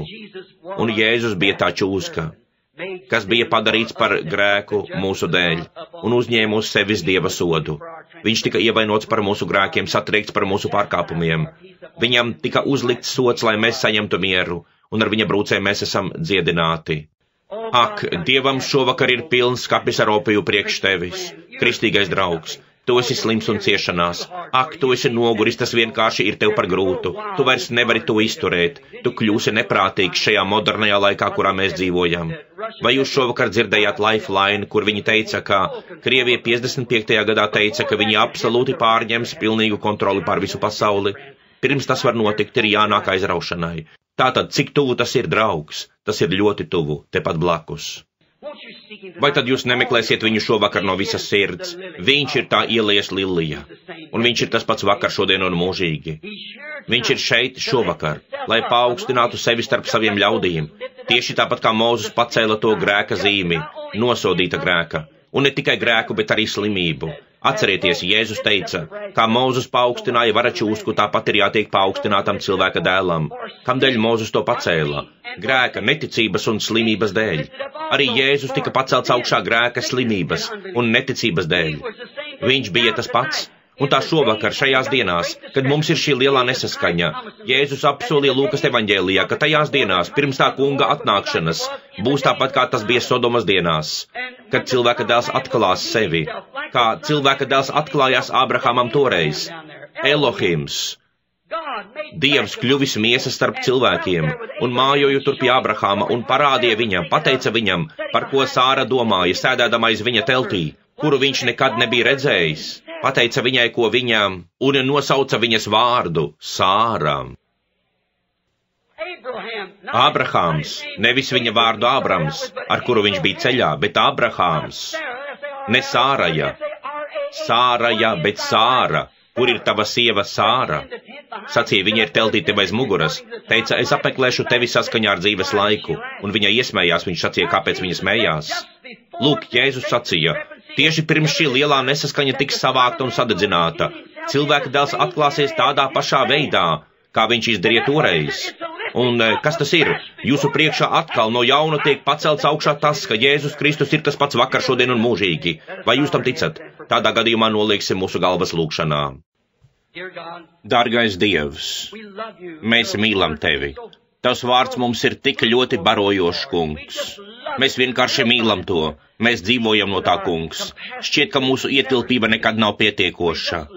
Mums vienkārši patīk sēdēt pie tava galda, ap tavu vārdu un baudīt svētības, kungs, kad mēs šādi sanākam kopā brāļi un māsas, kas ir nopirkti ar Dieva dēla asinīm, kas ir tavu asiņu pirkums. Un šovakar mēs esam ieradušies šeit, kungs.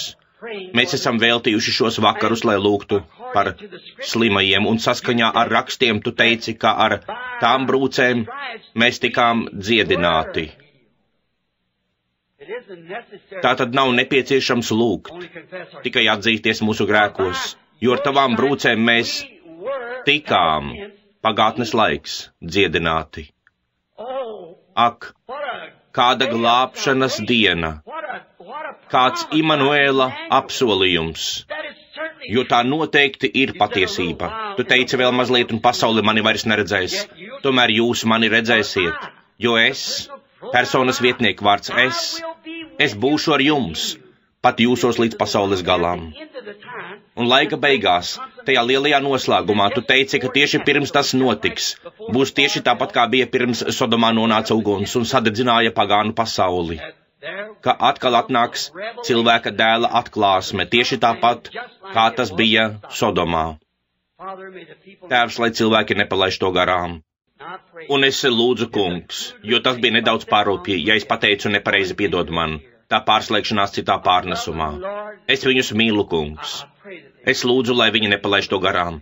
Lai šis ir viens no īpašajiem vakariem, kungs, lai katrs slimais, nomocītais, aklais, lai kas tas nebūtu, kas ir šeit, kungs, šovakar tiek dziedināts, lai katrs grēcinieks tiek izglābts. Turpat viņu sirdīs tagad, ja tie ir neticīgi, lai viņi pieņem Kristu šajā pat brīdī, dāvāto tēvis. Tas viss ir tavās rūkās, mēs nododam sevi tev, lai redzētu tevi atnākam mūsu vidū. Un Jāņa evaņģēlī 14:12 tu teici, kas man tic tos darbus, ko es daru, arī viņš darīs. Mēs taču zinām, ka tu darīji sevi zināmu cilvēkiem, jo tu biji tas pravietis, par kuru Mūzus teica, ka viņš celsies. Viņam jau 100 gadu nebija bijis praviešu, it visur bija nesaskaņa, un tomēr Dieva vārdam bija jātiek piepildītam. Tāpēc vārds kļuva miesa, un tāpat izdarīja arī nesaskaņa. Un, Tēvs, mēs atkal redzam to šodien. Tā nesaskaņa kļūst par vienu milzīgu saišķi, un mēs redzam, ka tādā pat veidā iet arī vārds. Svētī mūs šovakar, Tēvs, mēs nododam sevi Tev, līdz ar Tavu vārdu. Visu, kas Tev ar mums ir jāizdara, dari to ar mums, kungs. Jēzus vārdā, āmen. Kāda māsa runā svešās mēlēs. Pārtraukums lentes ierakstā. Ko viņš teica? Varbūt viņš grib mums kaut ko pateikt, tāpēc kādu brītiņu esiet patiešām godbijīgi. Pārtraukums lentes ierakstā, kāds brālis sniedz skaidrojumu. Redzi, tas kungs ir šeit un ir gatavs tevi glābt. Redzi, tas kungs ir šeit un ir gatavs tevi izpirkt un ierakstīt tavu vārdu jēra dzīvības grāmatā. Tici Dieva vārdam un paklausi viņam, un tev būs Dieva miers tavā dvēselē, saka tas kungs. Amen. Vai jūs kādreiz esat lasījuši rakstu vietu, kad tuvojās ienaidnieks, un viņi visi bija sanākuši kopā, un ienaidniekam bija tik milzīgi spēki, un Dieva gars nonāca uz kāda vīra un pateica viņam, un viņš pravietoja un pateica, uz kurien ir jāiet un jānoguļas, lai nogaidītu, un viņi iznīcināja savu ienaidnieku. Te nu tas atkal atkārtojas. Ir vieta, kur iznīcināt tavu ienaidnieku, saprotiet. Satveriet Dieva roku. Dieva rokas ir Kristus, protams, vārds. Tāpēc paņemiet to savā sirdī šovakar, kamēr mēs sasauksim lūkšanu rindu. Man šķiet, vai Bilijs šodien atkal izdalīja lūkšanu kartītes? B. Paņemsim B85. Vakarā mums bija 15 iepriekšējā vakarā. Parasti mēs cenšamies paņemt aptuveni 15 pa vakaru. Un tātad paturiet savas kartītes, mēs tūlītās paņemsim. Pamēģināsim aptuveni 15. 85 B. Kā Branham, ziniet, B85 līdz 100. Un paskatīsimies, kam ir B85. Paceliet roku, jums noteikti, tur aizmugurē, labi, 85, nāc šurp. Lūk, mans dēls. Varbūt šeit ir daži svešinieki, kas nezina, kā tas tiek darīts. Mans dēls vai kāds cits atnāk šurp. Ja viņš nevar ierasties, tad brālis Borders kā cits. Kāds atnāk un paņem šīs kartiņas 100 gabalu un nostājas cilvēku priekšā un samaisa tās. Tātad viņš iedod jums kartiņu, bet viņš nevar pateikt, vai jūs nokļūsiet šeit uz platformas, viņš to nezina. Un arī es to nezinu. Es atnāku vakarā, es vienkārši izvēlos kādas 10 vai 15 kartiņas aptuveni pēc kārtas. Tam nav pilnīgi nekāda sakara ar jūsu dziedināšanu. Jūs varat sēdēt, kur sēžat, paskatieties vakarā, cik daudzi bija šeit vakarā, paskatīsimies uz jūsu rokām. Cilvēki taču tika vienkārši dziedināti visur tajā sanāksmē. Un tā, tas bija 85, 86, 87, 88, 89, 90. Lai viņi nāk tagad uzreiz. B 85, 86, 87, 88, 89, 90. Tas būtu viens.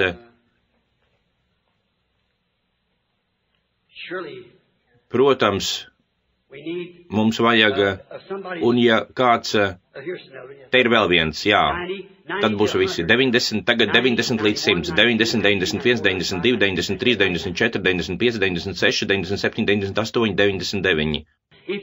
Ja jūs nevarat pārvietoties, es redzu, ka mums šeit ir pāris 3 ratiņkrēsli, man šķiet, ka es redzu 4. Ja jums ir lūkšanu kartiņa, ja jūsu numurs ir izsaukts un jūs nevarat pārvietoties, vienkārši paceliet roku, un mēs atstumsim to šurpē.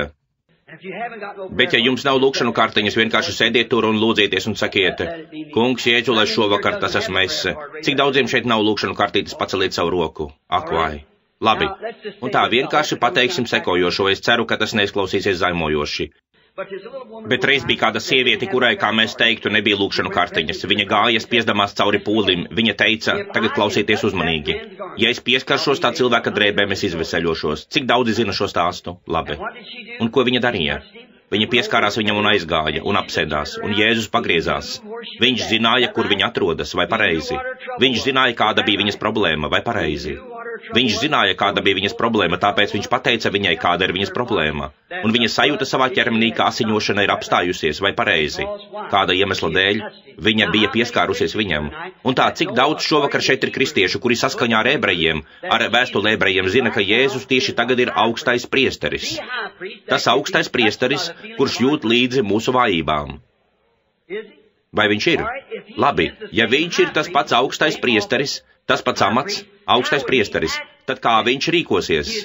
Viņš rīkosies tieši tāpat, kā viņš darīja toreiz. Vai jūs tam ticat? Viņš rīkotos tieši tāpat, kā viņš darīja toreiz, ja jūs varat tam noticēt. Labi, cik daudzi tam tic, paceliet savu roku, sakiet, es tam patiešām ticu. Labi, pirms viņi izveidos lūkšanu rindu, uztaisīsim lūkšanu rindu lūk tur. Es zinu, ka viņš ir šeit, es jūtu viņa klātbūtni un es zinu, ka viņš ir šeit.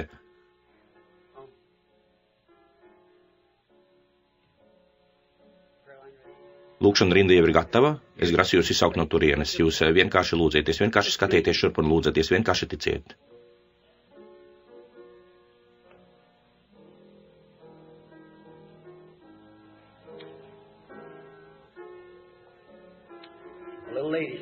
Tur sēž kāda kundze, skatās man virsū, sēž blakus kundzei, kurai ir brilles.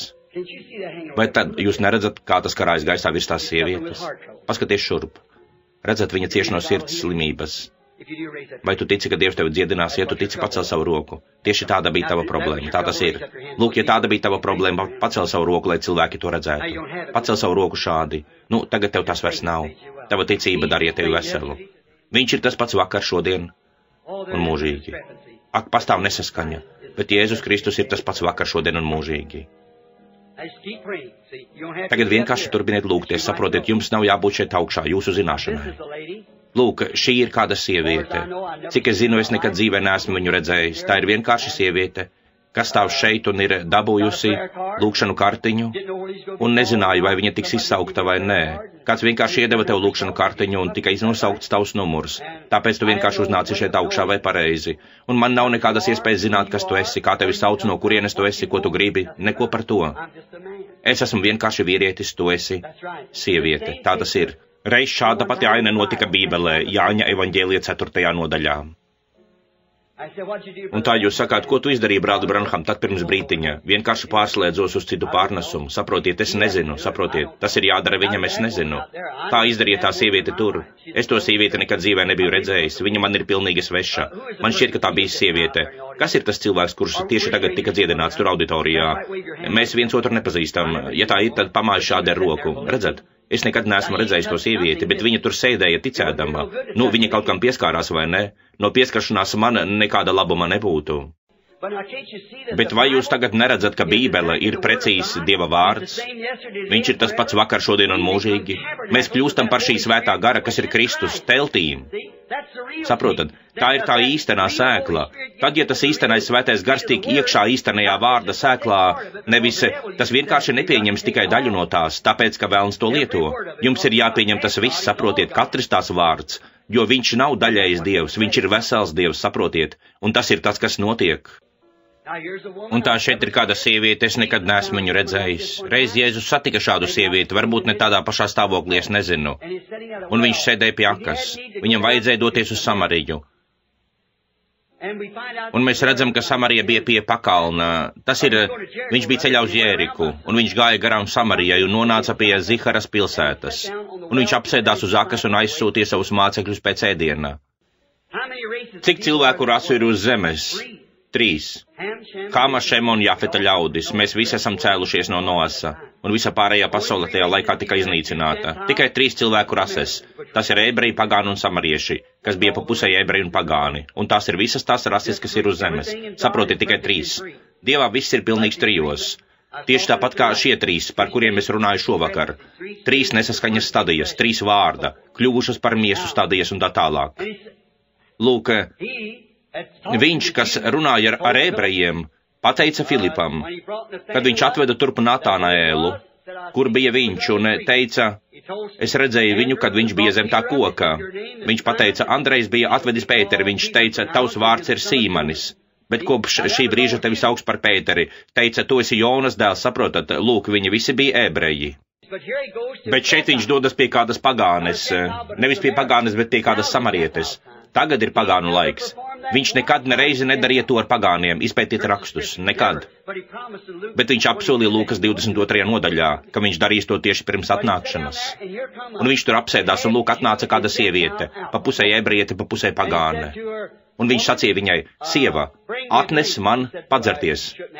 Viņa sacīja, nu tev nevajadzētu to man prasīt, mēs 4 segregācija, tu esi ebrejs, bet es esmu samariete. Viņš sacīja, bet ja tu zinātu, ar ko tu runā, tad tu prasītu man dzert. Ko viņš darīja? Kontaktējās ar viņas garu. Un tiklīdz viņš uzzināja, kāda ir viņas problēma, viņš pateica viņai aiziet un atvest savu vīru. Viņa pateica, ka viņai tāda nav. Viņš sacīja, tas ir pareizi, tev ir bijuši 5.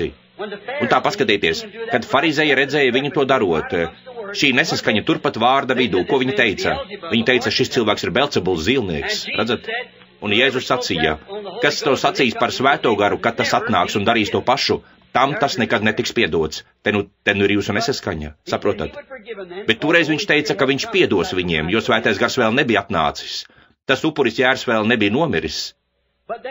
Bet toreiz tā sieviete šādi nedomāja. Tā sieviete sacīja, ser, es redzu, ka tu esi pravietis. Viņiem nebija bijis pravieša jau 100 gadu. Sacīja, es redzu, ka tu esi pravietis. Lūk, mēs zinām, ka Mesija, ko sauc par Kristu, kad viņš nāks, tieši to viņš darīs. Ja tas ir tas, ko viņš darīja, tad viņš ir tas pats vakar šodien. Tas bija tas veids, kā viņš darīja sevi zināmu toreiz. Vai tas nav tas pats šodien? Tam ir jābūt. Un tā šeit atkal satiekas kāda sieviete un kāds vīrietis. Viņa nav tā sieviete, es neesmu tas vīrietis. Un tomēr šeit ir tas pats svētais gars. Un viņš deva apsolījumu, ka tos darbus, ko viņš darīja, arī mēs darīsim to pašu pēdējās dienās, kad tiks atklāts cilvēka dēls. Un tā. Es tevi nepazīstu, un tu zini, ka tā ir taisnība. Mēs esam pilnīgi sveši cilvēki, un tu stāvi šeit. Varbūt ar tevi kaut kas nav kārtībā, varbūt nē, es nezinu. Bet ja kungs Jēzus atklās to man caur savu svēto garu, kāda ir tava problēma? Vai tad tu ticēsi, ka tas ir Dieva dēls, un nevis kāds cilvēks? Tā ir tikai čaula, šī telts, kuru Dievs lieto, jebkuru, ko viņš ir izvēlējies. Viņš dara to pēc suverēnās žēlastības un izvēles. Bet tu tici, vai tu ticēsi? Cik daudzi no sanākušajiem tam ticēs? Lūk, mēs abi stāvam šeit tās gaismas priekšā, mēs nekad dzīvē neesam tikušies. Man nav nekāda priekšstata, kas sauc šo sievieti, kas viņa ir, no kurienes viņa ir, ko viņa grib. Es nekad dzīvē neesmu viņu redzējis. Tieši tāpat, kā es nekad dzīvē neesmu redzējis to sievieti tur lejā. Bet saprotiet, lūk, ko es cenšos panākt, lai jūs izdarāt. Nolieciet tagad malā to nesaskaņu un ticiet vārdam, kad vārds ir kļuvis miesa tepat mūsu vidū. Vārds kļūst dzīves mūsu pašu miesā. Tas parāda Dieva klātbūtni. Un tā, lai viņš dāvā to viņai. Viņa vēlas kaut ko cienīgu. Viņai nav bērnu. Viņa grib bērniņu. Viņai ir apmēram 40 gadu. Tas, protams, nav neiespējams. Šobrīd tur sēž viņas sievietes, kas visu mūžu bija neauglīgas, bet atnāca šādā veidā uz platformas, un tas kungs iedeva viņām bērnus. Tie, kas to zina, paceliet savu roku. Redzat? Svētdien, pēc tam, kad es aizgāju no šejienes, es paņēmu rokās kādu mīļu meitenīti. Svētdienas pēcpusdienā. Viņas māte bija neauglīga. Tas kungs runāja, un tā meitenīte tik ļoti mīļa. Viņa ir šeit, kur viņa ir? Jā, te nu viņa ir, lūk, viņa sēž tieši šeit, tur sēž māte. Lūk, kur ir pati meitenīte, vai jūs viņu redzat? Viņa ir izteikts Dieva vārds. Un tā, vai tu ticēsi viņam no visas sirds? Vai tu tici, ka tā svētība, kas tev ir, ko tu šobrīd jūti sevī, ir Dieva atbilde? Ja Dievs pateiks man, kāds ir tavs vārds, lai tu varētu iedot savam bērnam vārdu, vai tu tam ticēsi? Tādā gadījumā, Tomsonas kundze, tu vari doties mājās un saņemt savu bērnu, ja tu ticēsi tam no visas sirds. Vai jūs ticat tam no visas sirds? Vienkārši ticiet, nešaubieties, vienkārši ticiet Dievam. Dievs ir Dievs. Sveicināti, ser. Es domāju, ka mēs viens otru nepazīstam. Vienīgā reize manā dzīvē, kad es tevi redzēju, cik no es zinu, bija tad, kad tu devies uz turieni. Un es domāju, ka tu esi brāļa Šakarina tēvocis. Mašagjans, brālis Mašagjans, dziedātājs, kad tu brauci garām. Un tad es redzēju, ka tu eji uz lūkšanu rindu. Lūk, būdams nepazīstams ar tevi un es nepazīstu visādā ziņā. Un tā, ja kungs Jēzus pateiks man kaut ko, kas tu esi, varbūt, ko tu vēlies. Vienkārši pateiksim to, pateiks man, ko tu vēlies.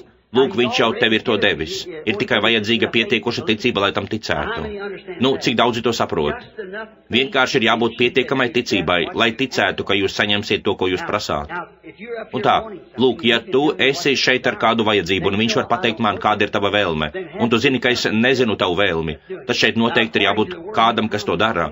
Lūk, saskaņā ar vārdu viņš apsolīja to darīt. Viņš zināja domas viņu sirdīs, vai pareizi. Labi. Tev ir liela vēlēšanās tikt dziedinātam. Pirmkārt, tu ciet no nervozitātes, esi ļoti nervos. Tā tas ir. Vēl viena lieta, tev ir muguras problēma. Un jau kādu laiku tava mugura ir ļoti sliktā stāvoklī, tev pat ir bijusi tās operācija. Tas ir tā, saka tas kungs. Tā ir taisnība. Jā, tā tas ir. Un vēl viena lieta, tev ir dziļa vēlēšanās. Tu vēlies saņemt svētā gara kristību. Tas ir pilnīgi pareizi, nāc šurp. Dārgais Dievs, Jēzus Kristus vārdā, lai šis cilvēks tiek piepildīts ar svēto garu, pirms viņš aizies no šīs vietas. Jēzus vārdā. Amen. Tagad pieņem to, mans brāli, vienkārši tici, nešaubies. Sveicināti. Es domāju, ka, cik man zināms, mēs esam svešinieki viens otram. Ja tā tas ir, nu, lai cilvēki zinātu, vienkārši pacel savu roku, lai viņi redz, ka mēs esam svešinieki. Es nekad dzīvē neesmu viņu redzējis apzināti. Un es pieļauju, ka viņa nekad nav redzējusi mani, ja nu vienīgi no auditorijas. Jo debesu tēvs zina, un šeit ir nolikts viņa vārds, ka es nekad dzīvē neesmu apzināti redzējis šo sievieti. Tādējādi es nevarētu zināt, kādēļ tu esi šeit. Man nav ne jausmas, kā tevi sauc, jeb kaut kas par tevi. Es nevarētu pateikt tev pilnīgi neko. Vienīgā lieta tā vienkārši ir dāvana. Ja es varētu, jūs dzirdējāt, kā es nesen to izskaidroju, vienkārši paiet malā, dzirdēt, ko viņš saka. To, ko es redzu, es varu pateikt. To, ko viņš nesaka, es nevaru pateikt. Es varētu pateikt no sevis, bet tas varētu būt nepareizi, saprotat? Tas varētu būt kļūdaini. Bet, ja to pasaka viņš, tas ir absolūti pareizi. Tas nekad nav bijis nepareizi. Tas nekad nebūs nepareizi, kamēr vien tas būs Dievs, saprotat? Jo Dievs nevar kļūdīties. Bet, ja Dievs var pateikt man, ko tu gribi, kāda ir tava vēlme, vai kāpēc tu esi šeit, ko tu esi izdarījusi, vai kaut ko tam līdzīgu, vai kā tevi sauc, no kurienes tu esi, vai jebko citu, ko viņš grib man pateikt, vai tu ticēsi? Paldies! Pirmkārt, tev ir problēmas ar pēdām. Tev sagādā rūpes pēdas. Tā tas ir, pacel savu. Tev ir sieviešu slimība, sieviešu traucējumi. Un tev ir liela vēlme sirdī, jo tu tikko kā zaudēji kādu vai kaut ko. Tas ir zēns. Un tavs zēns ir aizgājis no mājām, viņš aizbēga, un tu vēlies, lai es palūdzu, lai viņš atgriežas atpakaļ. Debesu Dievs atsūti viņai viņas bērnu un dziedināšanu. Lai svētais gars šovakar apstādina to jauno cilvēku ceļā, atsūta viņu atpakaļ pie viņa mātes, Jēzus vārdā. Amen. Viņš, kurš zina, atsūtīs viņu atpakaļ pie tevis. Tagad tici, nešaubies. Vienkārši tici, no visas sirds. Tici, un Dievs dāvās visu pārējo. Un tā, tikai 3 vai 4 atpazīšanas, cik nu tur bija. Es vienkārši turpināju, līdz es teju vai nevaru redzēt. Es nevaru to izskaidrot, to nevar izskaidrot. Jūs teiksiet, tu gribi teikt, ka pēc tavām domām tas bija grūtāk nekā sludināt 45 minūtes vai vairāk? Tieši tā. Pat ja tās būtu bijušas 3 stundas, tas nebūtu tik smagi. Kāda sieviete pieskārās mūsu kunga Jēzus drēbēm, un šie cilvēki nepieskaras man. Šī sieviete šeit, paskatieties, viņa vienkārši varētu uzliec man savu roku. Redzat, viņa man pieskaras no visām pusēm, bet tas neko nedod. Es esmu tikai cilvēks, bet viņai ir jāpieskaras viņam. Un es caur dāvanu vienkārši, tas ir vienkārši, viss manējais aiziet projām, un es vienkārši saku to, ko es redzu, saprotat? Tas arī viss, saprotiet, pieskarties man nenozīmē pilnīgi neko, bet viņa caur mani pieskaras Jēzum. Lūk, kā tā sieviete caur Jēzu pieskārās Dievam. Kad viņš nezināja, kas ar viņu nebija kārtībā, viņa vienkārši pieskārās viņa drēbēm, devās prom un apsēdās. Un viņš sacīja, kas man pieskārās, un apustuļi sacīja, tev taču pieskaras visi, kāpēc tu tā saki? Viņš sacīja, bet es jūtu, ka no manis ir izgājis spēks. Un tā vai jūs zināt, kas ir spēks, stiprums? Viņš kļuva vājš no vienas sievietes pieskaršanās, un viņš bija Dieva dēls. Kā tad tas ir mani grēciniekam, kas ir izglābts caur viņa žēlastību? Vai jūs zināt, kādēļ tas ir vairāk, jo viņš teica tās lietas, ko es daru, arī jūs darīsiet. Vairāk par šo darīsiet, jo es aizeju pie sava tēva. Tur ir teikts lielākas, bet pareizais tulkojums no grieķu valodas ir vairāk par šo jūs darīsiet. Un tā, es šo sievieti nepazīstu. Es neko par viņu nezinu. Viņa man ir pilnīgi sveša, tāpat kā bija tie pārējie cilvēki. Mēs viens otram esam sveši. Vienkārši, lai cilvēki zinātu, varbūt pacel savu roku un pasaki, mēs esam svešinieki. Un tā, ja Dieva dēls, ja viņš reiz satika kādu sievieti tādā pat ainā kā šī, pie kādas akas, un viņš kādu brītiņu ar viņu parunāja, un viņš uzzināja, kāda bija viņas problēma, un viņš pastāstīja viņai, kāda bija viņas problēma, un caur to viņa saprata, ka tas bija Mesija. Tu pieskāries man, es pieskāros tev un nekas nenotika.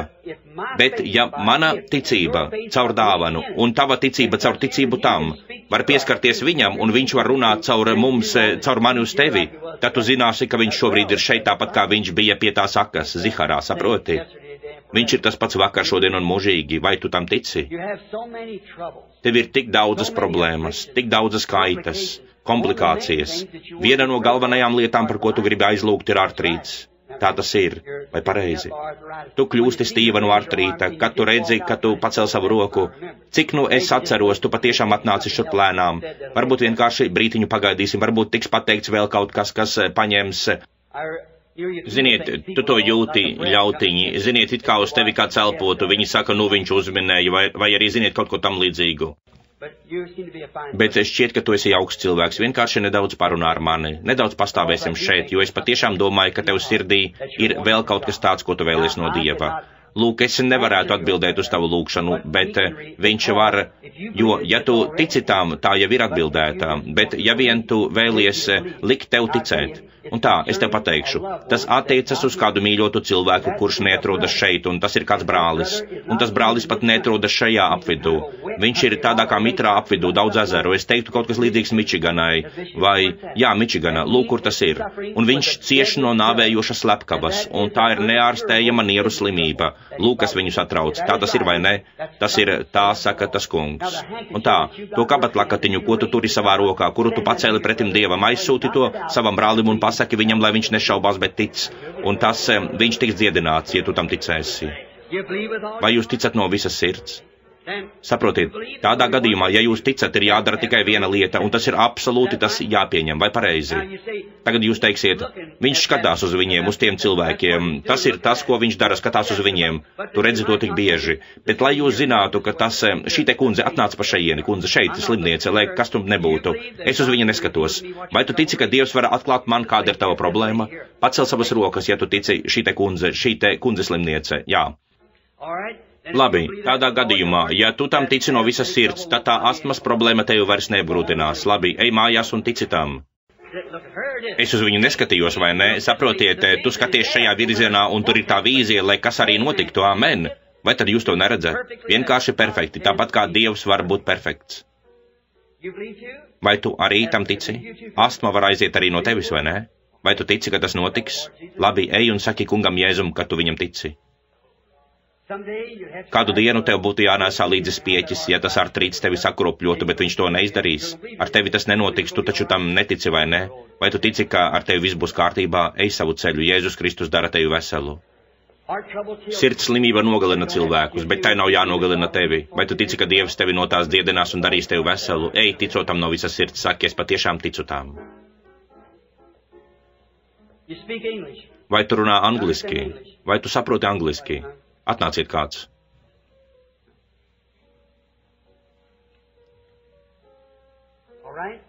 Jā, labi. Vai tu pateiksi viņai to, ko es viņai teikšu? Pasaki viņai, ka ja viņa ticēs, tā kuņģa slimība no viņas aizies. Vai viņa tam ticēs, arī tava muguras kaita no tevis aizies? Tā ka tagad tu vari iet savu ceļu un būt vesels. Sveicināti. Vai tu tici?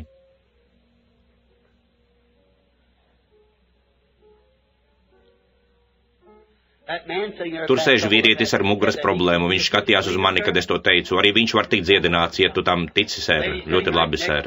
Tā kundze, kas sēž blakus tev, tev ir kakla problēma, vai ne, kundze? Vai tu tici, ka Dievs tevi dziedinās, vai tu gribi uzlikt rokas uz tā mazā zēna viņa ceļgalu dēļ, un arī viņš izveseļosies, vai tu tam tici? Tev bija sieviešu slimība, tagad tev tās nav. Tava ticība tevi dziedināja un darīja tevi veselu. Vai jūs ticat, ka Jēzus Kristus ir tas pats vakar, šodien un mūžīgi? Tad uzliksim viens otram mūsu rokas un lūksimies šo ticības lūkšanu, ik viens no mums. Lūksimies ticības lūkšanu. Dārgais Dievs, kamēr mēs esam zem tāda tavas dievišķās klātbūtnes apsegā, redzam, kā tu virzies cauri šai auditorijai, dziedinādams slimos it visur. Tu esi Dievs, es lūdzu, lai tu dziedini visus klātesošos, lai Dieva elpa no jauna iekrīt viņu sirdīs, un lai viņi zina, ka laiks beidzas. Mums vēl tikai kāds brīdis ir jāpavada šeit, un tad mēs būsim kopā ar to, kuru mēs mīlam, un lai viņa klātbūtne tagad atnes dziedināšanu ikvienam. Mēs nosodām Sātanu, mēs nosodām visas viņa darbības. Jēzus Kristus vārdā, Sātana, ej prom no cilvēkiem. Visi, kas tagad viņam ticēs un pieņems savu dziedināšanu, piecelieties kājās un sakiet, es tagad pieceļos, lai pieņemtu savu dziedināšanu, es ticu tam. Neskatoties uz jūsu stāvokli, ja jūs patiešām ticat tam, piecelieties kājās, tagad paceliet savas rokas un sakiet, paldies tev, kungs, Jēzu, par manu dziedināšanu, lai Dievs ir ar jums. Āmen.